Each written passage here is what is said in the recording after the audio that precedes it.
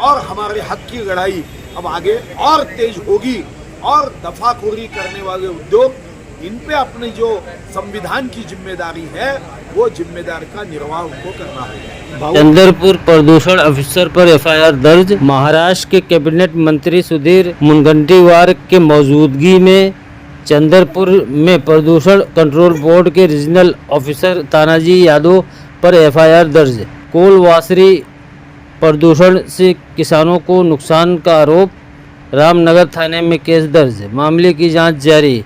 आप देख रहे हैं पोल खोले नेक्स्ट। चैनल को सब्सक्राइब करें, शेयर करें। माया कोलवासरी के खिलाफ जो हमने इसके पहले तकरार की थी और उस तकरार के आधार पर 4 मार्च 2022 के पत्र के अनुसार उस नुकसान भरपाई देने के लिए जो प्रावधान है उस प्रावधान के तहत एक 15-20 दिन पहले समिति ने जाके उसका आकलन किया, मूल्यांकन किया।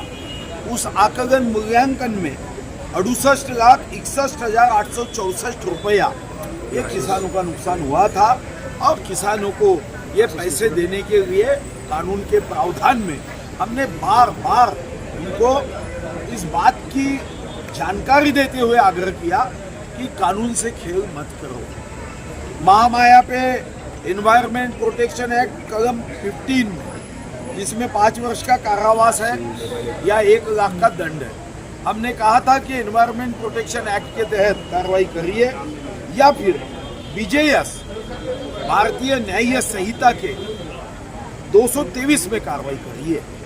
मगर क्या पता प्रदूषण अधिकारी ने बार बार कहने के बाद तो रिपोर्ट दिया नहीं और उन्होंने निष्क्रियता बताई और इसलिए हमने भारतीय न्याय संहिता कलम 198 जिसमें कोई अधिकारी पोल्यूशन के बारे में गंभीरता से दखल नहीं लेता है तो उसे 1 वर्ष का कारावास है और कलम 202 में अगर कोई खोटी बात करता है तो उसको 3 वर्ष का कारावास और सख्त मजूरी है। ये हमारी शुरुआत है। हमने अभी रामनगर में एफआईआर दर्ज किया है यादव के खिलाफ। अभी हम एसीबी के पास जा रहे हैं, विधानसभा के पिटीशन कमेटी के पास मैंने पिटीशन दाखिल की है। अब विधानसभा के हमारे विधानसभा के उपाध्यक्ष उसके अध्यक्ष है। आने वाले महीने में हम माननीय उपाध्यक्ष जी को भी टीम के साथ सारे विधायकों के साथ यहाँ के दौरे के लिए आमंत्रित कर रहे हैं। उसके साथ ही हम लोकसभा में जो प्रावधान है वहाँ पे भी हम जाएंगे क्योंकि आपने देखा है कि महाराष्ट्र में नहीं देश में सबसे ज़्यादा प्रदूषण रहने वाले जिले में हमारा जिला बताया गया है। हमारे यहाँ पे कोई इंडस्ट्रियल बेल्ट में हमारी जो एयर पोल्यूशन की जो अड़चन है वो 200 तक गई है।